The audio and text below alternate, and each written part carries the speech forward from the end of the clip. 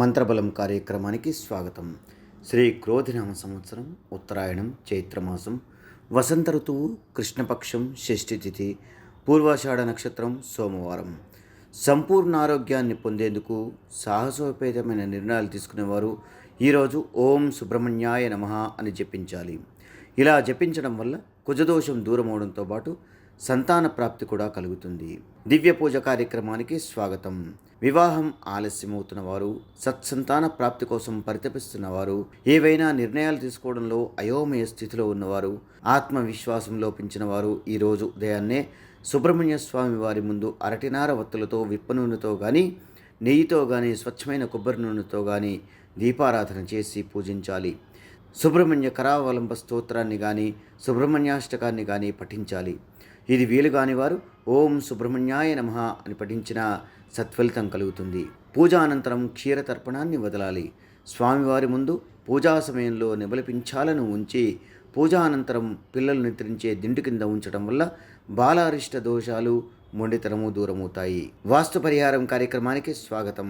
వీధిపోటు గుండా ఇతరులు తిరుగుతున్నా, అలాగే ఇంటి ఉత్తర దిశలో వీధిపోటు ఉన్న వాస్తుపరమైన దోషాలు వెంటాడతాయి.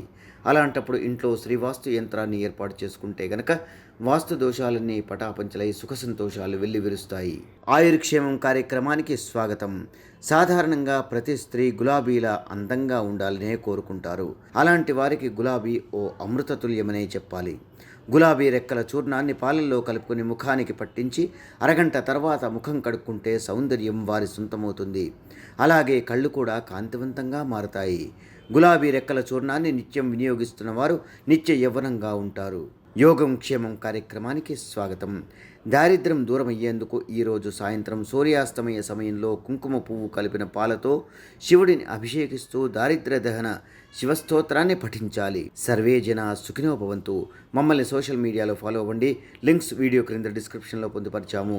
అలాగే ఓంకారం కార్యక్రమాన్ని జీ తెలుగు ఛానల్లో తప్పక చూడండి. అందరికీ నమస్కారం. ఈరోజు మీకు అందరికీ కూడా శ్రీవాస్తు యంత్రం గురించి పరిచయం చేయడానికి వచ్చాను. శ్రీవాస్తు యంత్రం మీరు చూస్తున్నారు. శ్రీవాస్తు యంత్రం.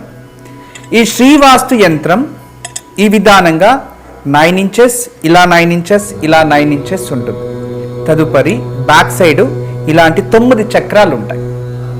ఫ్రంట్ ఈ ఒక గ్లోబ్స్లా ఒక 9 డాట్స్ ఉన్నాయి చూడండి, ఇలా 9. ఇది శ్రీవాస్తు యంత్రం అనేది ఒక కాస్మిక్ ఎనర్జీని అట్రాక్ట్ చేసుకుంటుంది. నెగిటివ్ ఎనర్జీని ఇంట్లో నుంచి బయటికి తరిమేస్తుంది. మీకు అందరికీ దానికి పరిష్కార మార్గంగా నేను ఇవి సూచిస్తున్నా. ఎందుకంటే చాలామంది పిల్లలు సరిగా చదువుతలేదు, ఇంకొకరు మా ఇంట్లో ప్రశాంతత లేదు, భార్యాభర్తల మధ్యలో సఖ్యత లేదు, దేవుడి గదిలో సరిగా పూజ చేయలేకపోతున్నా, ఇంట్లో ఏదో తెలియని బాధ అనిపిస్తుంది, మా ఇంట్లో ఎప్పుడు కూడా ఏదో తెలియని ఒక శ్మశానంకి వెళ్ళినట్టు అనిపిస్తూ ఉంటుంది, మా ఇంట్లో కలగానే ఉండదు ఎప్పుడు కూడా. ఇక మా ఇంటికి చాలామంది వచ్చిన వాళ్ళంతా వాస్తు దోషం అని చెప్తూ ఉన్నారు, మేము ఏం చేయాలి అని ప్రశ్నిస్తూ ఉండేవారు.